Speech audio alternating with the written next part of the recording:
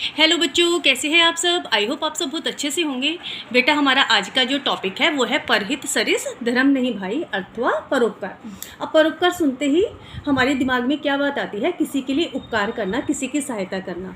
और ये सहायता हम खाली धन से ही नहीं कर सकते, हम अन्न से, मन से और तन से भी कर सकते हैं। यदि कोई तन से असमर्थ है, उसकी सहायता कर दो, उसकी सेवा कर दो, तो वो भी परोपकार है। रोते हुए को हंसा दो, वो भी परोपकार है। यदि आप कुछ खाना खा रहे हैं और किसी गरीब के साथ शेयर कर लेते हैं, उसको दे देते हैं, तो ये भी एक परोपकार है। जो सामान हमारे लिए यूजलेस है लेकिन वो किसी के लिए बड़े ही काम का सामान होता है, यूजफुल होता है, तो अपने सामान को वेस्ट करने के बजाय अपने आसपास ज़रूरतमंदों को दान करना भी परोपकार है। तो यही मेरा आज का टॉपिक है और मैंने छोटा सा एक अनुच्छेद लिखने का और समझाने का प्रयास किया है। आशा करती हूँ पसंद आएगा। और हाँ, एक ज़रूरी बात, आपके लाइक्स बहुत कम आ रहे हैं और सब्सक्राइबर भी मेरे जो मैंने सोचा था वो इस गिनती से बढ़ नहीं पा रहे हैं। तो मैं आशा करती हूँ आप इसमें मेरी सहायता ज़रूर करेंगे और मुझे 1000 सब्सक्राइबर तक ज़रूर पहुँचाएंगे।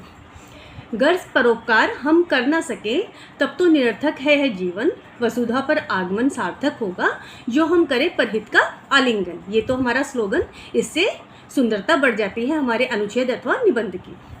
परोपकार पुण्याय पापाय परपीडनम उक्ति सिद्ध करती है कि मानव जीवन का उद्देश्य धर्म पालन द्वारा पुण्य अर्जित करते हुए मोक्ष प्राप्त करना है।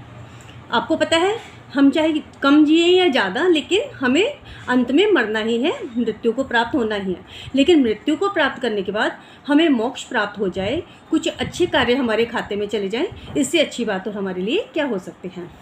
स्वार्थ और परमार्थ मानव की दो प्रवृत्तियां हैं। पर के लिए अर्थात दूसरे के लिए अपना सर्वस्व बलिदान करना ही सच्ची मानवता है।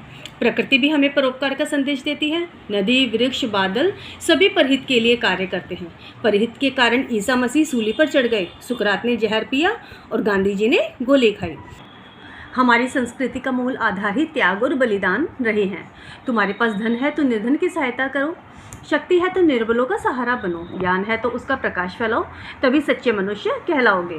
काम, क्रोध, लोभ, मोह को त्याग कर यदि मोक्ष के मार्ग पर आगे बढ़ना है तो सर्वप्रथम दया भाव और परोपकार को अपनाना होगा।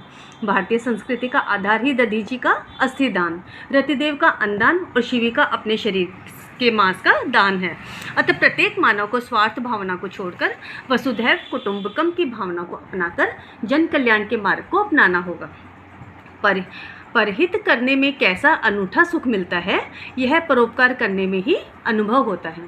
ये मेरा छोटा सा प्रयास था। आई होप आपको ये पसंद आएगा। आज के लिए इतना ही। नेक्स्ट वीडियो में हम फिर से मिलते हैं। Bye bye.